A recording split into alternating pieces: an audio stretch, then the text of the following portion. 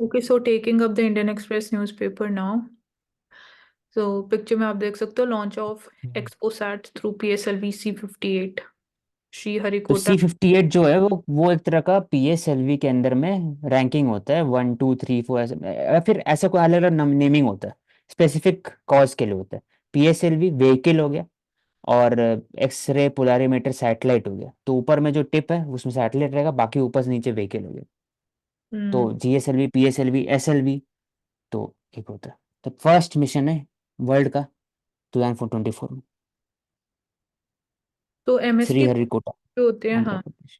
Near the Pulicat lake हमने बात करी। तो हम्म। एमएसपी कंसर्न्स क्या हैं? एमएसपी कंसर्न्स एक तो because of the rising oil imports, जो रिटर्न्स हैं they are getting impacted because जो कॉस्ट ऑफ प्रोडक्शन है वो इंक्रीज हो रहा है। Then MSP support prices influence farmers decision on choice of crops. तो इतना इंपॉर्टेंट रोल है एमएसपी प्राइसेस का, जो क्रॉपिंग पैटर्न है उसको इन्फ्लुएंस पूरा एमएसपी के बेसिस पे मेजरली एमएसपी डिसाइड करता है वो।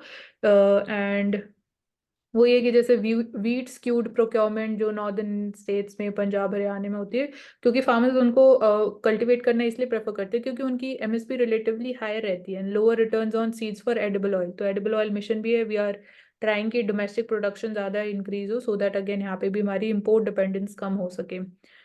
So it has a separate mission for the crop diversification, Ministry of Agriculture, and proposed a higher MSP for lentils. तो ये MSP जितना ज़्यादा इंक्रीज होगी बाकी ऑल्टरनेटिव्स की, तो क्रॉपिंग पैटर्न को हम अकॉर्डिंगली शिफ्ट एंड ट्रांसफॉर्म कर पाएंगे। तो commission on agricultural cost and prices decide करता है MSP। एंड ये यहाँ पे इशू यही है, import dependence is concern one. तो Department of Food Public Distribution said MSP for the oilseeds has delivered the desired result in terms of increase in domestic production। तो ये भी देखने को मिला है, but still we are dependent upon the imports। तो इसको आगे कंटिन्यू करेंगे।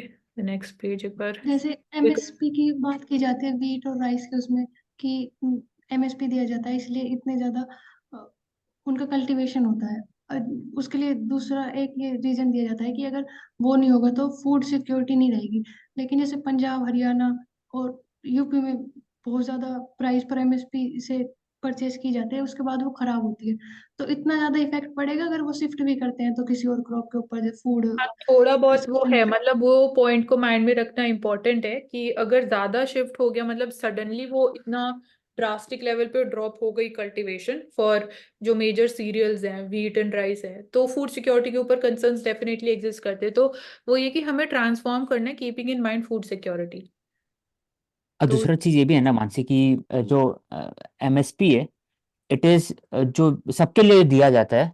पूरा हम्म। CACP वो रिकमेंड करता है um cabinet on economic affair को, हाँ। Cabinet on economic affair decide करते हैं MSP एग्जैक्टली। तो हम्म। तुम जो बात कर रही हो ना दिव्या, वो बात करो प्रोक्योरमेंट का, बात कर रही हो कि सड़े आता है।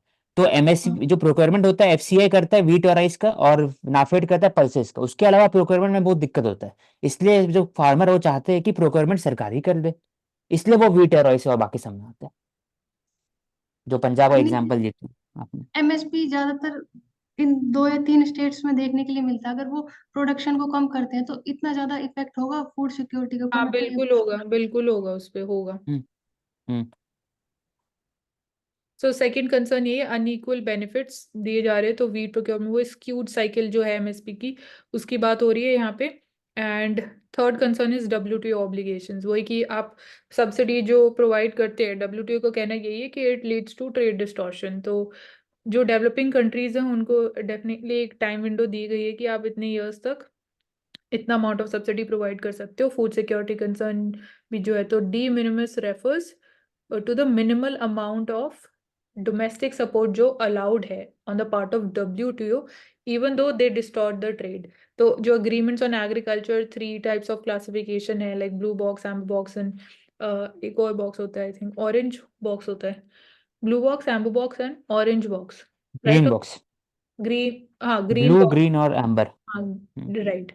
तो वो जो इस ऑरेंज वाला बात कर रहे हो ना, वो आता है उसके साथ, इंटरपोल में है वो सब। येलो ऑरेंज रेड नोटिस वाला में सब। ठीक है। तो ये डी मिनिमस की इतना मिनिमम अमाउंट का सब्सिडी आप प्रोवाइड कर सकते हो, इससे ज़्यादा आप नहीं प्रोवाइड कर सकते हो, तो ये लिमिटेशन होता है under WTO. So India has breached the de minimis subsidy limit for rice in these years and invoked the protection under the peace clause. तो पीस क्लॉज यही है कि गिवन जो ऐसे सर्कमस्टांसेस इमर्ज हो जाते हैं कि लाइक कोविड-19 की वजह से हम बोल सकते हैं that can be one of the reasons कि पीस क्लॉज को इनिशिएट किया गया है. तो peace clause allowed exceeding the product specific de minimis subsidy by developing member countries subject to again certain conditions.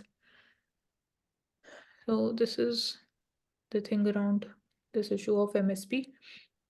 And then MSP formula जो हम in detail cover करेंगे economy series में भी.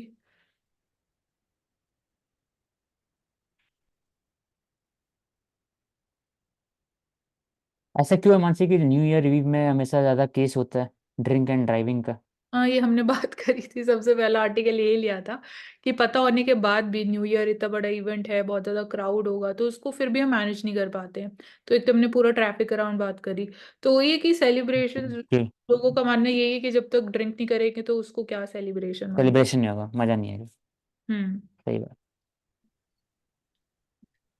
तो जैसे राम मंदिर इनोग्रेशन होगी तो उस टाइम पे इतना बड़ा मतलब उसको कैसे मैनेज किया जाएगा? उस टाइम पे तो बहुत ज्यादा क्राउड आ सकती है अयोध्या में, यूपी में वो उस तो टाइम एक एरिया स्पेसिफिक हो गया ना, तो यहाँ तो पूरा ऑल ओवर इंडिया पे। हो रही है. यहाँ ओनली चलो दिल्ली की अगर हम बात कर रहे हैं, दिल्ली में जो इम्पोर्टेंट लोकेशंस हैं. नहीं, वो सब जगह ही था उस टाइम पे। जगन्नाथपुरी में 3.5 लाख या 4 लाख के आसपास। हाँ ऐसे, हाँ हमने वृंदावन की भी बात करी कि वही टेम्पल के लिए पासेस इशू होने चाहिए, तभी आप मैनेज कर पाओगे नंबर्स को. अदरवाइज नंबर को आप मैनेज ही नहीं कर सकते हो, कैसे मैनेज करोगे. इवन इफ जो ये लोकेशंस हैं जहाँ पे आप फ्री ऑफ कॉस्ट जा सकते हो या बहुत मिनिमम अमाउंट पे करके आप जा सकते हो, जहाँ पे भी अगेन ये पिक्चर में आप देख रहे हो लोधी गार्डन में, तो वहाँ पे भी पास इशू करना इंपॉर्टेंट है. और यहाँ पे प्राइस से लेना देना नहीं है, बट नंबर मैनेज कैसे और कर सकते हो आप, ये इम्पोर्टेंट पास के थ्रू ही हो सकता है अकॉर्डिंग टू मी. और उसको इलेक्ट्रॉनिकली इशू करना at the same time important है, वरना उसी के लिए इतनी लंबी लंबी लाइनें लग जाएंगी.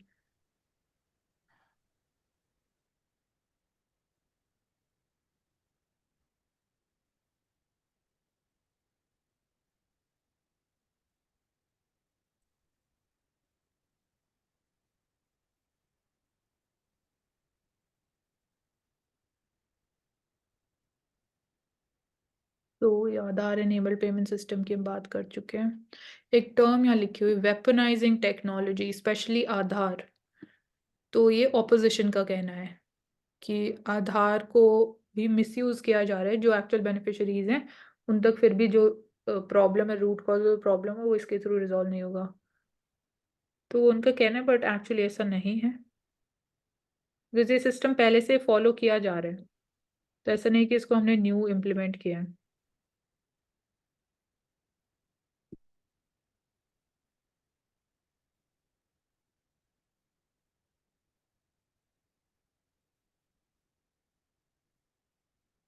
तो India asked Pakistan to expedite release of 184 fishermen. तो इंडिया पाकिस्तान के बीच में भी there is this issue over the fisheries and the arrest of fishermen, जो अगेन अगर ऐसा होता है कि जो EEZ है उसके बियॉन्ड अगर क्रॉस हो जाता है तो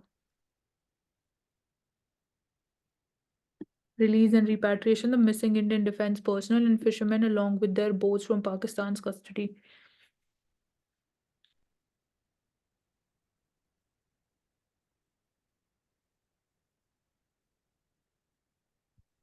तो Ayodhya to see Madame Tussauds like Ramayana museum.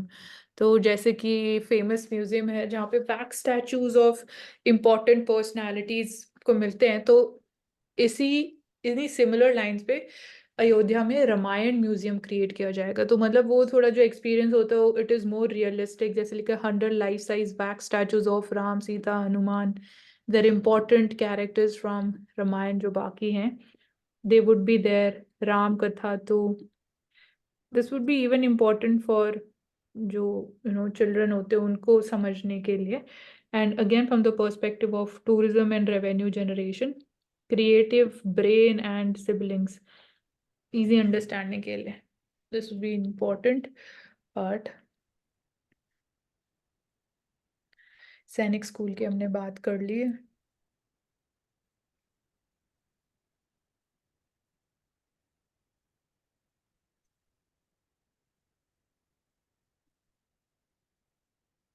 So Kerala CM launches के स्मार्ट ऐप, तो एक गुड गवर्नेंस का पार्ट बोल सकते हैं के smart app for the digital access to the government services. सारी गवर्नमेंट सर्विसेज आपको इस ऐप के थ्रू आप अवेल कर सकते हो। 6 with ISIS links technically sound. National Investigation Agency. So 6 youths have been allegedly arrested with their आप तो आइडिया होगा होगा कि ISIC क्यों मिलता है हमेशा। हाँ, radicalization, youth radicalization सबसे बड़ा एक कंसर्न है स्पेसिफिकली सर्दर्न इंडियन स्टेट्स में, एंड वही विद आईएसएस जो उनकी आइडियोलॉजी है, तो सबसे ज़्यादा वो इसी टैक्टिक को यूज़ करते हैं।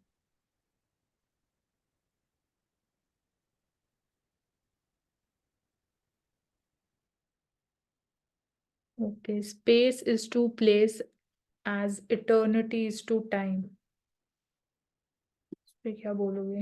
ये तो डायरेक्ट ही है, इसमें तो कुछ और ज्यादा कर नहीं सकते इंटरप्रेट मेरे हिसाब से। औशिक,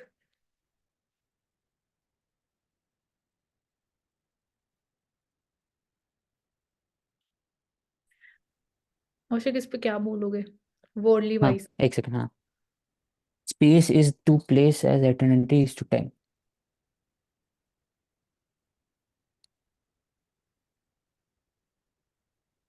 हाँ मतलब ये ट्रू है। अब इसको कैसे एक्सप्लेन करें? हाँ बहुत ही ज्यादा वैसा है, हम्म, स्पेस इज टू प्लेस, जैसे कहते प्लेस। हैं ये थोड़ा सा फिलोसफिकल हो गया, ज्यादा फिलोसफिकल हो गया राइट। कि इस कोई लिमिटेशन, लिमिटलेस का एक एग्जांपल ले सकते हैं इसमें कि हम्म। स्पेस की उसका लिमिटलेस है, वो प्लेस के हिसाब से अगर जोड़ते हैं, एटर्निटी इज टू टाइम हो गया। तो फिर इसमें हायर सेल्फ का बात कर सकते हैं, फिर बुद्धा का जो बात कर सकते हैं कि आप मतलब कि एग्जैक्टली नहीं तोड़ सकते इसको। गवर्नेंस में कैसे तोड़ेंगे इसको? हाँ, डिफिकल्ट है। डिफिकल्ट है। ठीक है, ये मूव करते हैं फिर। एक्चुअली जो एक्सपोसैट है कौन सी हमने ऑर्बिट में प्लेस की है? आई थिंक लियो में। नहीं, वो तो अर्थ हम्म। ऑब्जर्वेशन होते, तो लियो नहीं होगा, जियो सिंक्रोनस हो सकते हैं।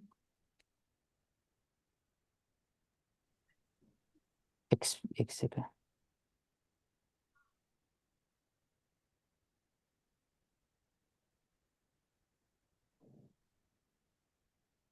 लियो। हम्म, लियो में है। लियो ओके। में हाँ। लो अर्थ ऑर्बिट ठीक है।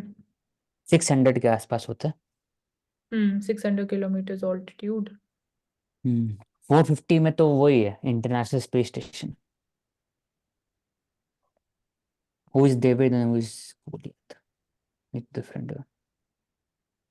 तो डेविड और गोलियत का अगर एग्जांपल लोगे अभी के कंटेक्स में तो क्या हो सकता है मानसी?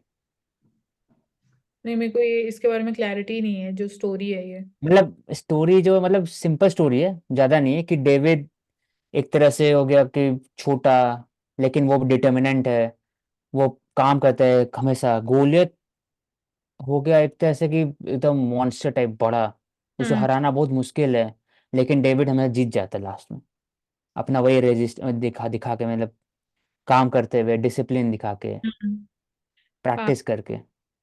तो ये कि मतलब it So is not each important. day for 40 days, the Philistine champion Goliath, 9 feet tall, wearing a helmet of bronze and 60 kg of coat of mail, carrying a bronze javelin and iron spear, challenges the Israeli to one-to-one combat.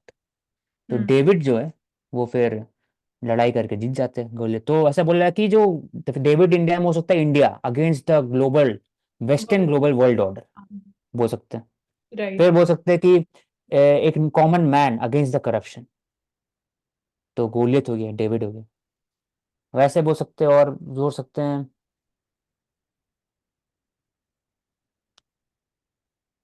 और इसमें हम policies का example ले सकते हैं कि एक policy जो ग्राउंड लेवल पे, चाहे वो एक सिंपल सा आइडिया हो, बट उसका इम्पैक्ट बहुत बड़ा हुआ है, बोल सकते हैं। हम्म, पीडीएस सिस्टम तो की ये बात। है hmm. She is the author of Akbar of Hindustan and Jahangir. तो ऑब्वियस बात है कि एक आइडियोलॉजी समझ में आ जाएगा। तो देखते हैं, क्योंकि एंटिसिपेशन बहुत इंपॉर्टेंट होता है एग्जाम में। Today, in our political and social discourse, it is the stone pelter who is the aggressor, whether Palestinian, Kashmiri, or Kurd. The great army with their missile and phosphorus gas, the great states with their rational court and bureaucratic bulldozer who are the victim. तो ये बात करें story of David and Goliath invokes empathy that any child will understand. We will take the side of the weak, the poor, and dispossessed by instinct. तो ये बोलना चाह रहे हैं कि इंडिया में जो ऐसा इंडिया या बाकी जो कश्मीर पैलेस्टीनियन कर्दिस्तान कर्द हो गए उनके हिसाब से देखा जाए तो जो विक्टिम है यही विक्टिम है और वो अग्रेसर है तो ये उल्टा है एक तरह से ऐसा ही बोल रही है she is author of Akbar of Hindustan and Jahangir तो मैंने एंटिसिपेट कर दिया जी ठीक है। तो want to hold in South BJP national Chennai music south का म्यूजिक कर्नाटिक हो गया और फिर हिंदुस्तानी हाँ, साउथ इंडिया की बात, हाँ वही हो रहा है।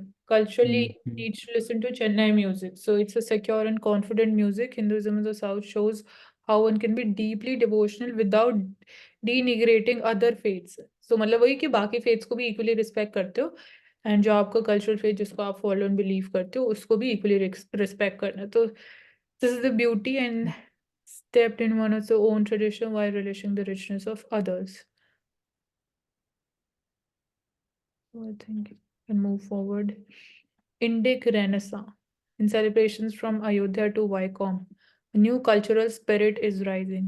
So Vaikom सत्याग्रह के बारे में वैक्रम सत्याग्रह ये होता है वैक्रम सत्याग्रह 1919 उसी अराउंड जब नॉर्थ में जब नॉर्थ में जब सिख रिफॉर्मेशन एक्ट और गुरुद्वारा रिफॉर्मेशन कमेटी बैठा था और एक्ट बना था 1925 के समय में जो बोलते हैं ना महंत ग्रीडी हाँ महंत के हाँ अगेंस्ट में एस डी वैसे ही साउथ में वैक्रम सत्याग्रह स्टार्ट हुआ था ये मतलब केरला में for the temple entry for the schedule caste बाकी से पॉपुलेशन के लिए ठीक है। तो कंस्ट्रक्टिव जो मूवमेंट है बिटवीन द सीडीएम एंड एनएनसीएम उसमें गांधी जी को लगा था और बाकी सबको लगा था कि अभी जो मासेस है they are not ready for the another mass movement after Chauri Chaura तो हम लोग को पहले constructive movement within the society करना चाहिए इसलिए सोशल डिस्क्रिमिनेशन हटाना जरूरी है विमेन एम्पावरमेंट इंपॉर्टेंट है फिर सोसाइटी के अंदर जितना सा डिवीजन है उसको ठीक करना जरूरी है तब ये हर जगह होना स्टार्ट हुआ था तो इसमें से एक एग्जांपल है Vaikom Satyagraha, who was the leader of it? Leader कौन थे? मैं सर्च कर रहा हूँ एक समय में भूलिए ठीक है।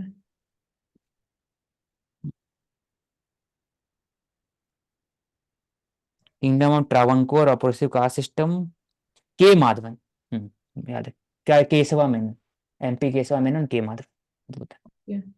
और ये जापान में अर्थक्वेक के पिक्चर्स हैं, ये तो तो डीप प्रेरणा हो गए। दिव्या यहाँ पर जो 7.6 अर्थक्वेक है रिचर स्केल है कि मर्करली स्केल है 7.6 वाले में तो मर्करली स्केल क्या होता है दोनों में डिफरेंस क्या है हम्म। ये पूछता है हमसे हाँ, ये इम्पोर्टेंट है पता होना। ये नहीं पता मेरे को। ये पता है कि वो रेक्टर स्केल पे काउंट करते हैं, 5 या 6 से ऊपर जाते ही वो और ज्यादा हार्मफुल होने लगता है। हाँ, तो ये जो होता है हमेशा 7.6 मैग्नीट्यूड जो होता है, मैग्नीट्यूड रिक्टर स्केल पे होता है। और जो हम्म इंटेंसिटी की बात करते हो मर्कैली स्केल कितना होता डिस्ट्रक्शन हुआ है है। कितना हाँ डिस्ट्रक्शन हुआ है वो है मर्करली स्केल मर्करली स्केल और जो रिक्टर स्केल है वो है कि कितना कितना मैग्नीट्यूड हाँ। तो 6 7 ठीक है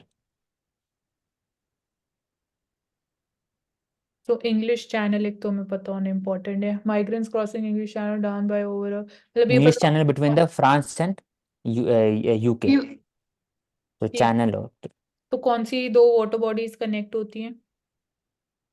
उसमें शायद नॉर्थ सी और ये दूसरा वाला बाल्टिक सी उस तरफ में है और इस तरफ में आई think it is Atlantic north Atlantic बोलो हाँ, चेक करना पड़ेगा देखना एग्जैक्टली। आप मैप शेयर कर दो ग्रुप पे। APEC summit in San Francisco in November agreed to cool down the tensions between the two top economies of the world, USA. North Sea है अटलांटिक ओशन ओके, ठीक है।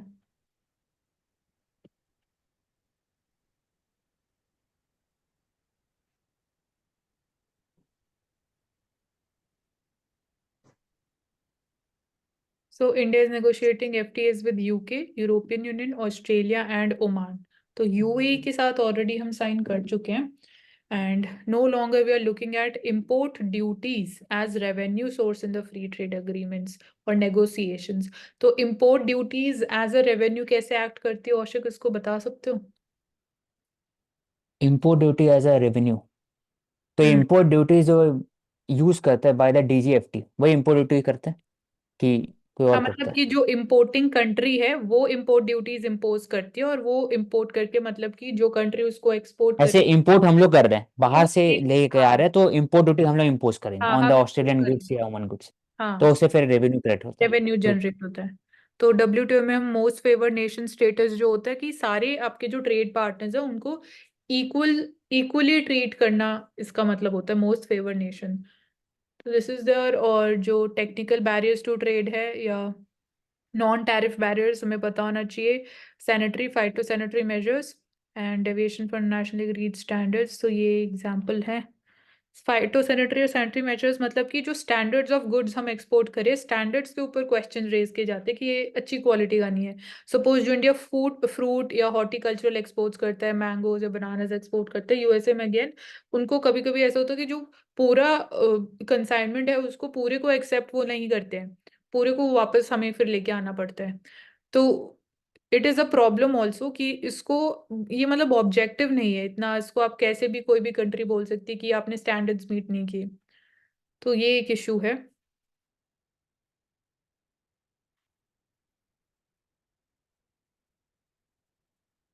So high tariffs are, it is the reason behind weak exports. तो ये high tariffs और global demand भी कम हो रही है, तो वो भी एक इशू है। So India has higher import duties, so eliminating these duties under the FTAs gives a price advantage to the products from the FTA partner countries. So this is one area जहाँ पे India specifically focus कर रहे हैं। सो अगर हम बात करें यहाँ पे, India has a higher import duty, हमने देख लिया। Tariff discrepancy was among the factors why India's key FTAs with ASEAN, South Korea, Japan, they were not successful as per the think tank, which resulted in India's mercantile trade deficit. So ये बहुत important reason हमें पता होना important है। India के जो पहले एफटीएज हम हमेशा बोलते हैं कि इंडिया के उसमें परफॉर्मेंस या वो इतना इंडिया के फेवर में नहीं गए, इंडिया के फेवर में नहीं गए मतलब कि हमारे एक्सपोर्ट्स इतने ज्यादा इंक्रीज नहीं हुए despite signing the FTA with these respective countries ASEAN, south Korea and Japan. तो उसके पीछे मेन रीजन यही है, टैरिफ डिस्क्रिपेंसी। जो टैरिफ हमने इम्पोज किए हुए थे, लगाए हुए थे, वो बहुत हाई थे, तो इसलिए जो एक्सपोर्ट्स था उनको बूस्ट नहीं मिल पाया दोनों साइड पे, इवन इम्पोर्ट टैरिफ्स भी हाई थे। तो जो इंडिया का एक्सपोर्ट्स है to these FTA partners have increased at a lower rate than the imports, तो it was not in favour of India. उसके बाद भी इम्पोर्ट्स ही ज्यादा इंक्रीज हुए from these countries. This is an important reason. So इसीलिए इस area पे अब हम जो न्यू एफटीए साइन कर रहे हैं उस पर हम फोकस कर रहे हैं। Exposat, what is ISRO's first mission of this year? This we have taken up in detail, so will not reiterate the same thing. एक सेकेंड बस, हाँ, कुछ अलग तो नहीं है ना? पोलराइजेशन ऑफ वही है। क्या होता है? सिग्निफिकेंट क्यों? क्योंकि तो एक्सरेज इलेक्ट्रोमैग्नेटिक वेव्स होती हैं। that- अननोन सोर्सेज पता लग सकता है, पल्सर के बारे में, मैग्नेटसर के बारे में, डिस्टेंट ये प्लैनेट, हाँ, black hole, nutrient star etcetera, बाकी लोग के लिए बारे में, क्योंकि एक्सरे वहां से एक्सरे फोटो, हाँ सब। एक ही बस अब अगर पूछा जाएगा ना मानसी, तो हाँ दो हाँ, चीज बोल सकते हैं कि जो आयोनाइज्ड फोटॉन्स है जो दूर प्लैनेट से आ रहे, प्लैनेट नहीं, दूर स्टार से आ रहा है, कॉस्मिक रेडिएशन हो गया, न्यूट्रॉन स्टार आ रहा है, तो उससे वो पता लगा सकते हैं कि अर्थ का, ये सोलर सिस्टम का कितना एज है, फिर यूनिवर्स का कितना एज है, एक्सपेंशन कैसे हो रहा है, वो पता लगा सकते हैं रिसर्चर, टाइमिंग, इमेजिंग डेटा, तो उससे पता लग सकता है। दूसरा कि एक्सरे क्या इम्पैक्ट होगा सैटेलाइट के ऊपर, तो ये दो हाँ, चीज पता लगा सकते हैं। ठीक है। ठीक। और यहाँ पे एक ही वेव्स है, साइनोसॉइडल वेव्स, तो ये साइंस के लिए इंपॉर्टेंट हो जाता है। They do not follow a patent direction of motion. So, however, polarized X-rays जो हैं both organized होती हैं and has two waves vibrating in same direction. तो ये important है conceptually। तो ये हम बात कर रहे थे कि यूएसए ने जो ऑपरेशन किया है रेड सी में एंड जो सराउंडिंग कंट्रीज है उन्होंने उसको ज्वाइन नहीं किया, तो उसके पीछे रीजन क्या हो सकता है? तो Arab world why it has kept away, तो in the Middle East it's about the stand on the Israel Hamas conflict पे जो stand है that is different. तो इसलिए we see ever since the creation of Israel 1948 में Arab countries उन्होंने claim किया principled opposition to it and they have supported the cause of Palestine. So that is why even जो ये exercise की गई है that has not been supported by these countries. तो Arab countries like UAE, Jordan, Bahrain, Saudi Arabia, Oman, Qatar, Kuwait, Egypt, Morocco, so they have flagrant violations of the international law, condemned Israel's flagrant violations. So this is the clear reason farm food policy in the Modi government. So thanks to the high food prices inflation, Modi government is swung from pro-producer to pro-consumer in its second term. तो pro-producer और pro-consumer क्या change हुआ औशिक यहाँ पे? Pro consumer मतलब हुआ कि जो एंड प्राइस है ना उसको कम करो, वोलेटिलिटी को कम करने में। For example use of essential commodity act to reduce the price of the tomato, export ban onion. किया हमने। हाँ, एक्सपोर्ट बैन हो गया, या फिर आप एथेनॉल को शुगर का यूज नहीं कर सकते एथेनॉल में, तो प्रो कंज्यूमर हो गया। प्रो और प्रो प्रोड्यूसर प्रोड्यूसर मतलब कि आप पीएम किसान दे रहे हो, सब्सिडी, स्कीम्स हाँ दे रहे हो, सब्सिडी दे रहे हो, तो प्रो प्रोड्यूसर। ठीक है। तो ये बस यहाँ पे ये इतनी क्लैरिटी होना इम्पोर्टेंट है हमें। Northeast was invented 52 years ago and the two laws that created it. So reorganization of the states, Northeast, 8 states, ये ले लेता हूँ मैं। 7 sister states, हाँ ठीक है। तो अगर पहला देखा जाए तो नॉर्थ ईस्ट में जो, अगर मैप देखोगे तो फिर मणिपुर और फिर नागालैंड और इस तरफ रीजन जो था ना, पहले असम का जस्ट था नीचे से, टेराई से नीचे, वो पहले म्यांमार का पार्ट था। और जो भूटान, सिक्किम जो रीजन था वो नेपाल का पार्ट था। तो 1860 में जो ट्रीटी ऑफ सगौली साइन हुआ, तो ब्रिटिश को एज अ फ्रंटियर उसको लगा कि अब मुझे लेना है, क्योंकि चाइना तिब्बत था वहां पर, तो वो फिर सिक्किम ले लिया। और इस तरफ में उत्तराखंड के आसपास वो रीजन है ना, हिली स्टेट्स, हिली रीजन हो गया, देहरादून हो गया, दून वैली हो गया, ये सब इसके पास आ गया। Treaty of Sugauli 1816। 26 में आई थिंक इट वॉज याबंडू कुछ नाम था, यादमू, ट्रीटी ऑफ जो म्यांमार, उसका साइन हुआ। तो उससे क्या हुआ, फिर वो जो मणिपुर रीजन है ना वो फिर ले लिया। और फिर धीरे धीरे 2-3 और ट्रीटी साइन हुआ है 52 और बाकी 70s में आई थिंक। तो धीरे धीरे म्यांमार भी इंक्लूजन आ गया इंडिया के अंदर में। तो उसी समय से जो नॉर्थ ईस्ट है वो it is dominated by Assam region. तो असम एक हेजेमनी स्टेट है, बाकी स्टेट जो है उसको कार्व आउट किया फ्रॉम द असम धीरे धीरे।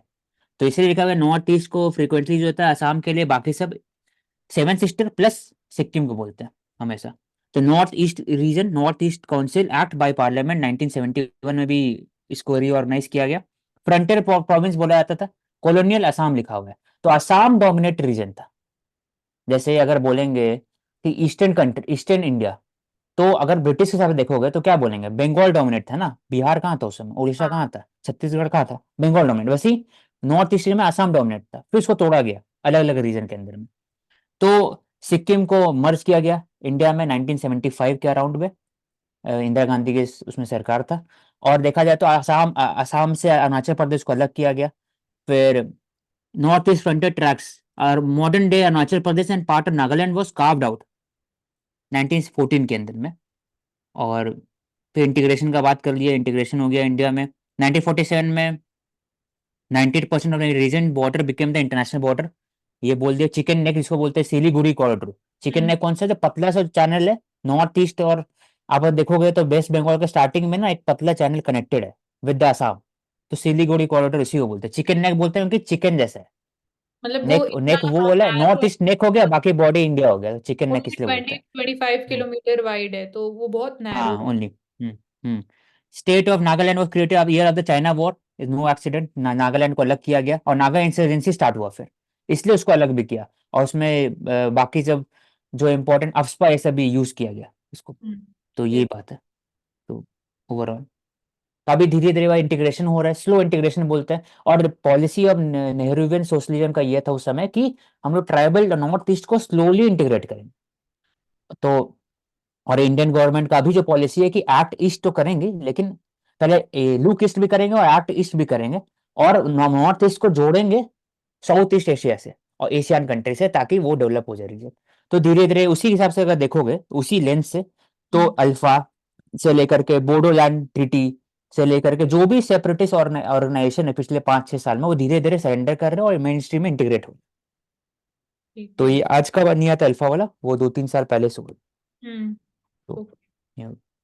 कंटिन्यू। ये पिक्चर हम दे जापान अर्थक्वेक। सो हम हमेशा बात करते हैं कि जापान में जो इंफ्रास्ट्रक्चर बनाया जाता है, जो कंस्ट्रक्शन टेक्निक है, वो इम्पोर्टेंट है अर्थक्वेक लिए, क्योंकि जापान ज़्यादा ससेप्टेबल है टू द अर्थक्वेक्स। सो इसके बाद PLI ऑटो पार्ट्स ईयर 2028 तक गवर्नमेंट हैज एक्सटेंडेड। SUVs की हम बात कर चुके हैं, compact SUVs। Then GST mop up हम बात कर चुके हैं मंथली में।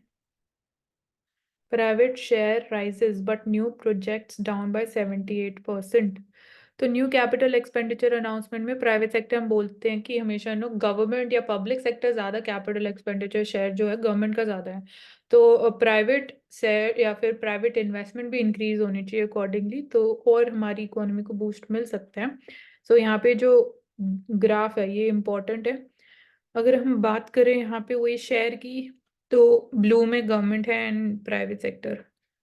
तो ये बेसिकली यहाँ पे शेयर तो लिखा नहीं हुआ है, यहाँ पे share of private sector 87.4% as of December 2023। Projects completed, investment projects drop. तो न्यू प्रोजेक्ट्स ड्रॉप हुए हैं बट इन्वेस्टमेंट शेयर राइज हुआ है प्राइवेट सेक्टर का, which is a positive indication. So New York times का जो law suit against the open AI chat GPT में बात करते हैं, Microsoft is certainly a very important case and it's an issue that I have spoken about in the past also। social media regulation, self regulation की हमने बात करी थी, big tech platform versus Indian creators of content। तो social media के around जितनी new developments हो रही है, टेक्नोलॉजिकल डेवलपमेंट्स हो या इवन रेगुलेशन हो, OTT प्लेटफॉर्म्स की रेगुलेशन की हम बात करें, तो it is all becoming very important from the perspective of data security, consumer security, financial frauds increase हो रहे हैं, या even the way we are seeing कि सोशल मीडिया कंटेंट क्रिएटर्स किस तरीके का कंटेंट या एडवर्टाइजमेंट प्रैक्टिसेस को वो सपोर्ट कर रहे हैं। So all of these are different dimensions. More than 60% the taxpayers adopt new income tax regime. So more tweaks needed for greater traction. So इसके थ्रू we can say कि एक तो tax base और increase हो सकता है या widen हो सकता है। न्यू ईयर सरप्राइज VC की टोटल ITRs फाइल, तो यहाँ पे इस चीज़ की बात हो रही है। तो टैक्स बायंसी एक इम्पॉर्टेंट टर्म जो हम हमेशा यूज़ करते हैं, टैक्स टू GDP रेशियो में हमेशा जब भी एफिशिएंसी ऑफ टैक्स कलेक्शन की बात आती है तो टैक्स टू GDP रेशियो की हम बात करते हैं।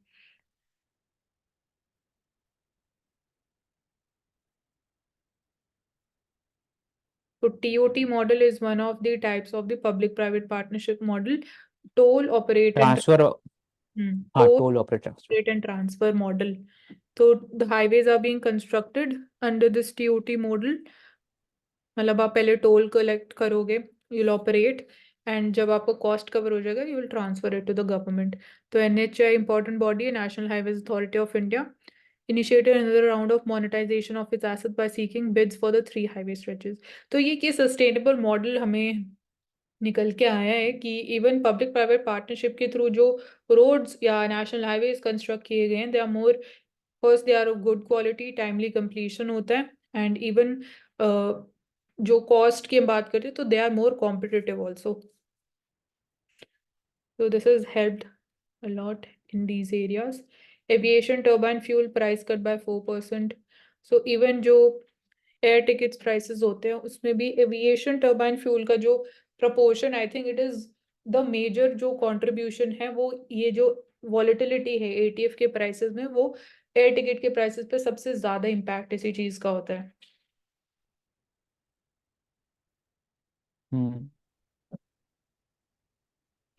सो kharif onion, onion is a kharif crop, ये बताना चाहिए।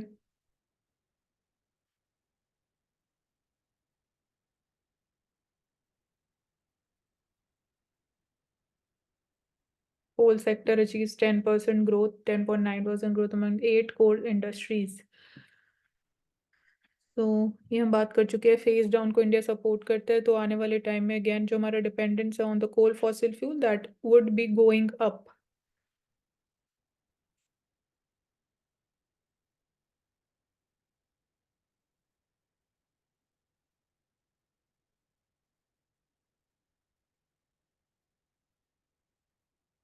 सो ये हम हमेशा बात करते हैं कि India needs to take on the China on the supply chain, specifically electronics में जो चाइना का डोमिनेशन है उस पे we are focusing upon again different schemes. हमने बात करी PLI स्कीम है, make in India, Atmanirbhar Bharat हम प्रमोट कर रहे हैं।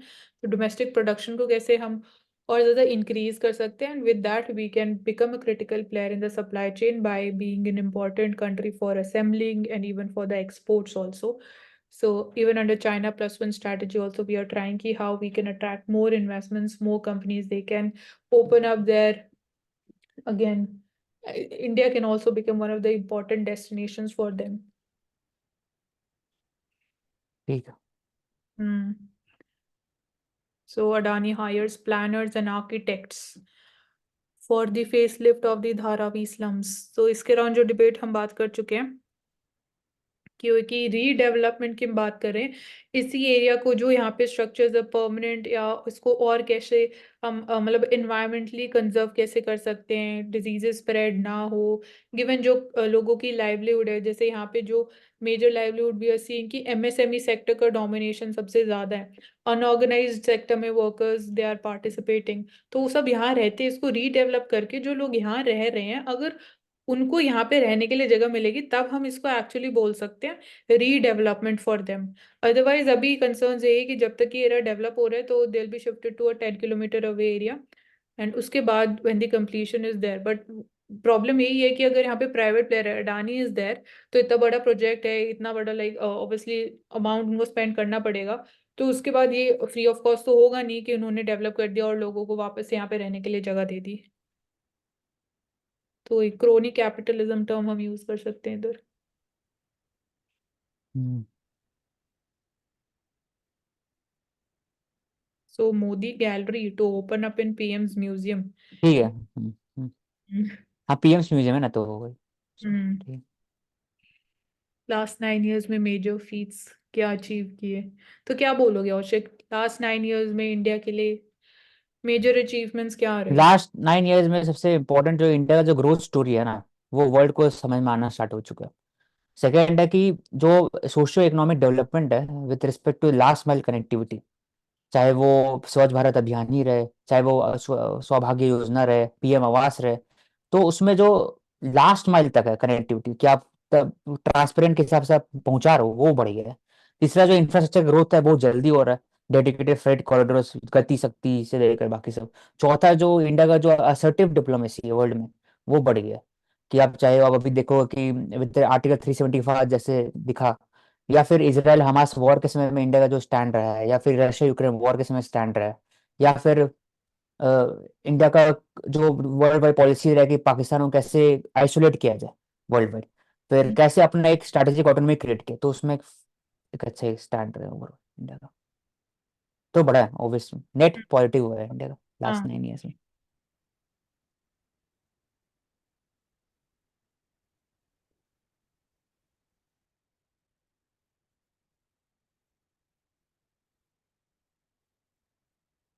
फॉरेन इन्फ्लो इन बॉन्ड्स हम बात कर चुके हैं। अनक्लेम्ड डिपॉजिट्स को नेक्स्ट पार्ट में इन डिटेल कवर करते हैं।